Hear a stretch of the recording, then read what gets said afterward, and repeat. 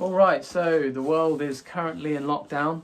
We're all confined, well, certainly the UK, we're confined to our houses, other than going out to purchase essential items or going for exercise or whatever. So circumstances are unusual, and that's probably the reason why I am coming back to YouTube. So I'm back to make a few videos during this period, and today I'm going to basically take things back to the roots of the channel and do some Bob Dylan content.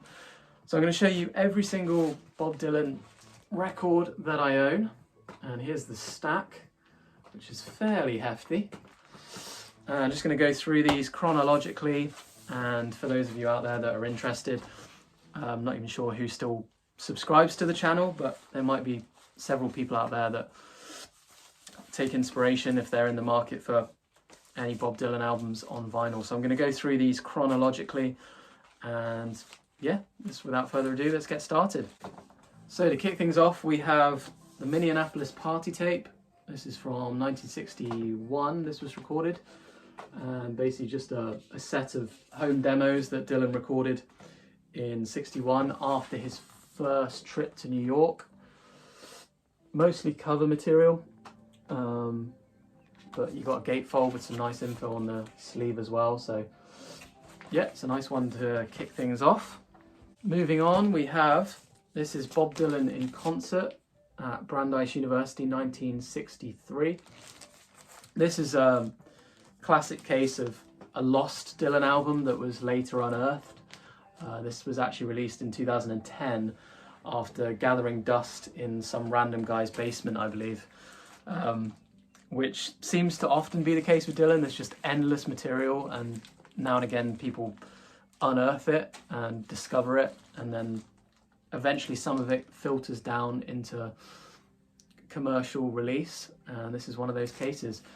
If you're interested in listening to perhaps the best version of Masters of War, then this is the album to find it. I would say this is the best version I've heard of one of Dylan's early classics. We have Freewheeling Bob Dylan. This is my original pressing, I believe in stereo, and yeah, it's not the copy I choose to take out when I want to play it, but it's nice to have, what's this now, 57 years old since this album came out initially, so it's nice to have a pressing from the early 60s anyway. If I do fancy some freewheeling, then what I tend to do is take out this album, or this record, which is the reissued version. This is the reissue on Music on Vinyl, as you can see from the sticker there, and this came out in 2010. And these generally just sound really solid. Can't really fault the audio quality on the pressings from Music on Vinyl, so highly recommend this if you have a turntable. Finally, in the vein of freewheeling, we have the Freewheeling Outtakes. As you can see, this is like an adapted pastoral type design on the cover from the original cover. And again, this is just a collection of alternate takes, rehearsals, demos for the freewheeling sessions, which is pretty cool to have. I think I picked this one up in Sydney when I went to Sydney in 2014. It's one of the albums I brought back with me. So moving on, the next album in the discography is Times They Are Changing, obviously from 1964. This is another original pressing.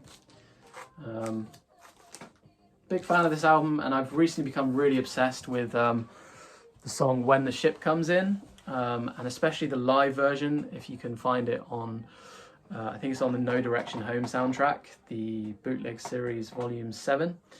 I think it's the live version from Carnegie Hall. Honestly, one of the best live performances he ever gave, in my opinion, so check it out. I have an original pressing of Bringing It All Back Home. This is in mono. Fairly good condition, this one as well. Not quite as faded as the freewheeling pressing. And this is on the orange CBS. So this is definitely an original. So very cool to own this album. We have another reissue. This I believe this is the Sundays reissue. And the reason I'm not sure is because I think this was sent to me by somebody in the States back when I was more involved in the vinyl community on YouTube. I can't remember, I apologise, I can't quite remember who sent this to me. But this is, I believe, the Sundays reissue in mono on the red Columbia label, which is pretty cool. Obviously you got Like a Rolling Stone on here, which instant classic. If you've got Like a Rolling Stone on your album, pretty much going to be a classic, let's be honest. Okay, now we really move into the good stuff. So we now have, still to this day, my favourite album of all time. And of course I'm talking about Blonde on Blonde, the magnum opus, I believe, of Dylan's career. This it's cool to own this on vinyl because you get the cover. Obviously you've got the classic cover image. If you fold the gatefold down, you get the full portrait of Dylan. And you've got the inner gatefold as well with some cool pictures on there as well. This is a stereo pressing. I think it's either a first pressing or a second press. Can't remember now, but it's got the promo text on the bottom there, promoting Rainy Day Women and I Want You. Still to this day, my favourite album of all time. That hasn't changed in close to a decade now. Just incredible. So many great tracks and just the best of the best for Dylan in my opinion. Next up, we have the most recent acquisition in my Dylan collection, and that is the Real Royal Albert Hall show. Yeah, the Real Royal Albert Hall 1966 concert. So he actually performed 2 shows at the Royal Albert Hall in '66, and those were actually the final 2 shows he did before taking an 8-year hiatus from touring. The performances are just absolutely mind-blowing at the Royal Albert Hall, so it's cool they released this on vinyl and just released this in general. And again, you've got a nice gatefold, heavyweight 180 gram vinyl, which is nice. So yeah, that's my most recent addition to the collection. Highly underrated album, John Wesley Harding, from very late 1967. Bit of a change of pace for Dylan, but very much to my taste. I very much enjoy John Wesley Harding, and it's an album that's definitely grown on me as well over the years. Then we have the country-tinged Nashville Skyline. Not celebrated generally as one of his masterworks, but all in all I think it's solid.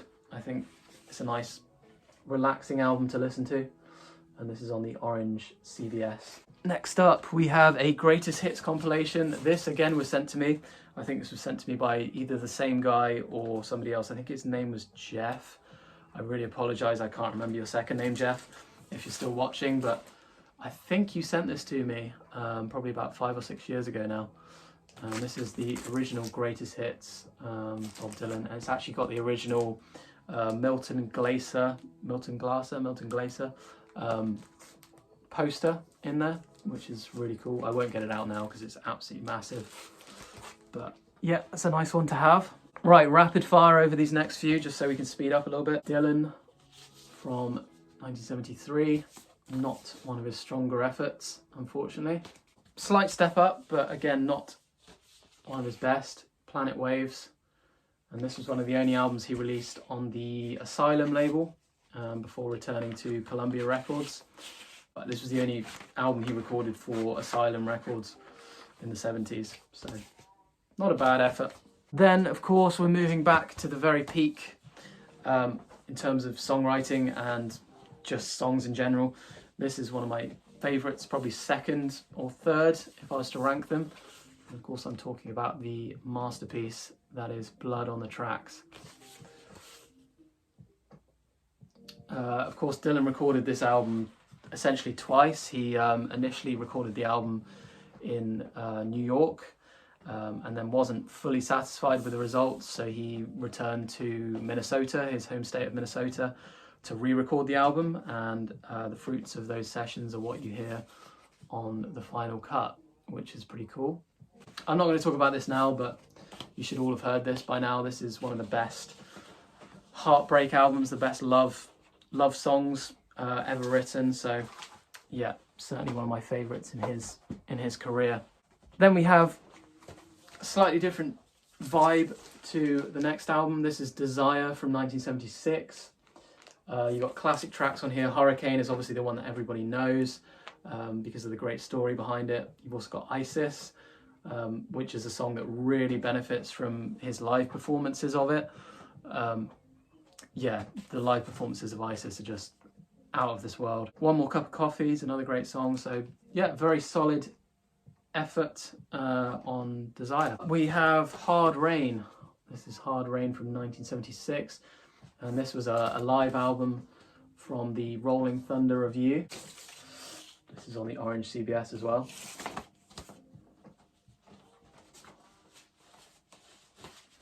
So that's a nice one to own.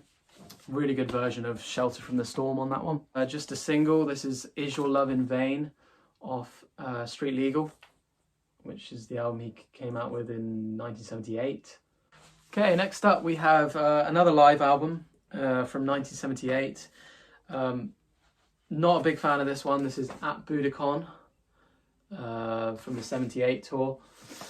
Just don't like the arrangements on it. I think he could have done a lot more with the backing vocalists and just the general pacing of a lot of the tracks. Just not a fan at all.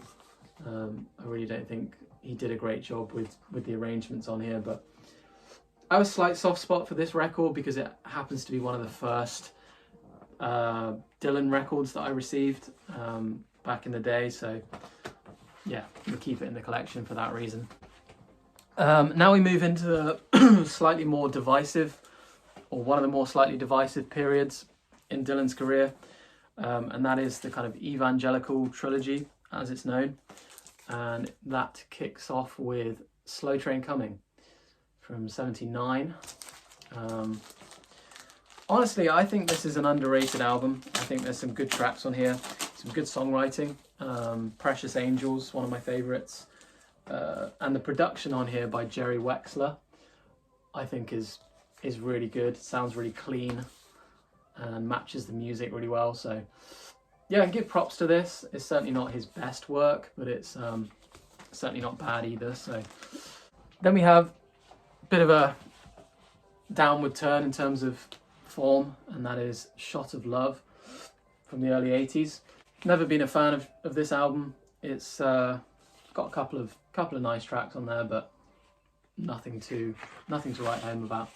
And then what many people consider a return to form was 1983's Infidels. Again, I'm kind of on the fence with this one because I think the opener, obviously Joker Man is the opener, and that's easily one of Dylan's best openers to any album. Incredible song. There's something about his voice on this that I can't resonate with. I think he's a little bit nasally during this period, and yeah, it just doesn't really sit well with me. And I think the album also tails off slightly towards the end, but it's not a bad effort by any means. Then we move on to, honestly, what was he doing with this? I'm sorry, I wasn't even born when this came out, but it still kind of makes me angry that Bob Dylan was putting out records of this quality. This is Knocked Out Loaded from, was it 1986?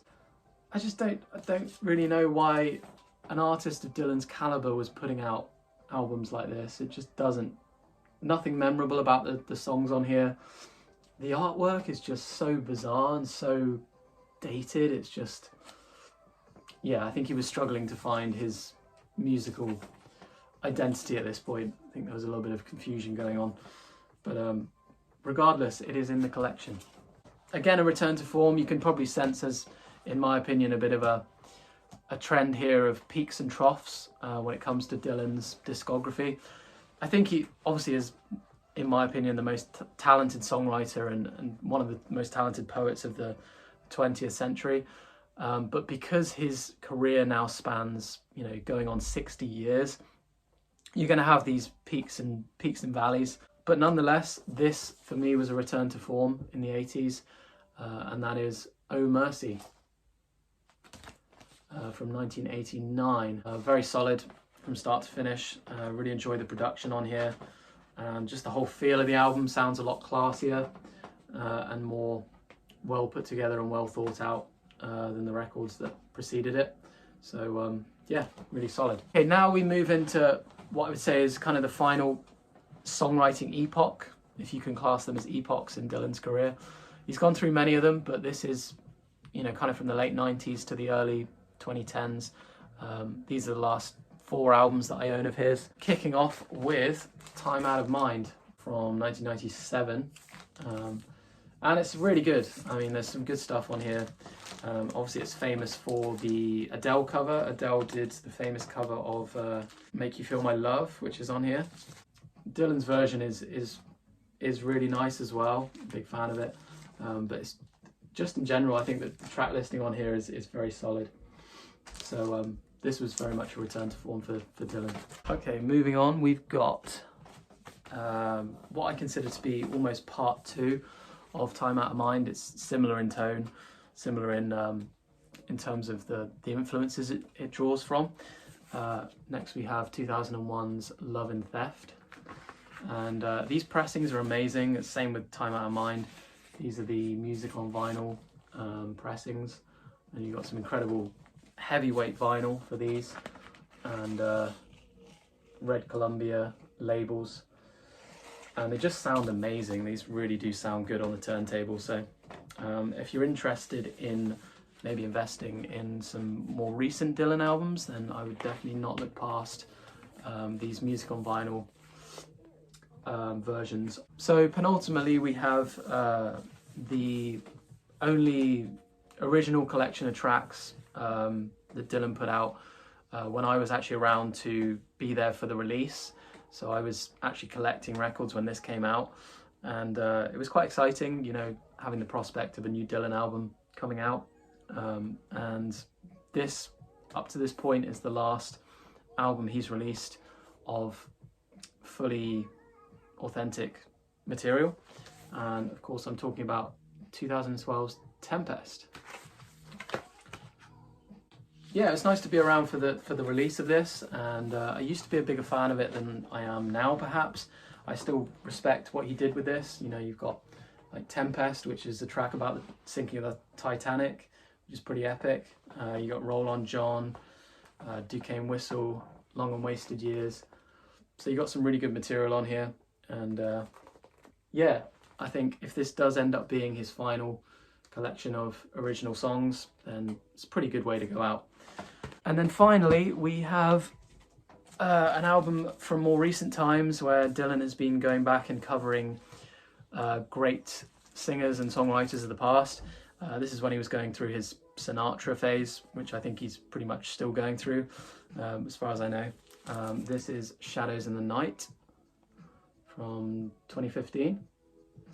I know he's released a couple of others. I think Fallen Angels was the name of one of them, and he also did that, was it the Triplicate album? To be quite honest, I haven't invested enough time in listening to those most recent 2, but I've heard there's some good stuff on them. It's not quite my cup of tea.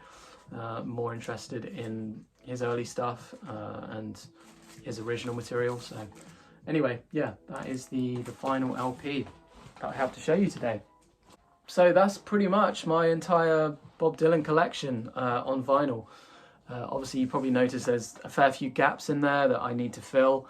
That's the great thing about collecting vinyl, is there's always stuff, especially when it comes to an artist like Bob Dylan. There's always new stuff to find, and there's always discoveries to be made. And I think it will take many years for me to complete the collection, if I ever manage to complete it. But yeah, I thought it was a cool idea today just to go through those, and hopefully there'll be a few people out there that will be interested. That's if anybody still subscribes to me, because it's certainly been a number of years now since I've uploaded. I don't know where things are going to go from here. Obviously, currently, as I said, we're in lockdown in the UK, and in many countries I know it's the same deal. So if I can think of anything, I might upload more in the coming days. if you've got any ideas or anything you want me to do, reviews or anything, leave a comment down in the comments, and I will attempt to make a video. In any case, I hope everybody out there is staying well and staying safe in these clearly incredibly stressful and uncertain times. I think it's important to carry on creating whatever you do, create videos, create content, pursue hobbies and pursue interests that take your mind off things, because quite frankly it can be pretty depressing at the moment watching the news and seeing everything that's going on. Clearly we need to be tuned in and we need to look after each other, but it's nice to see people that are finding ways to be productive and be proactive in these times when everything seems so overwhelming. It's empowering to see other people creating content and putting some positivity out there. So I hope you're all staying well, and hopefully I will see you again soon. But thank you very much for watching this video. Leave me a comment and subscribe, and I will see you next time.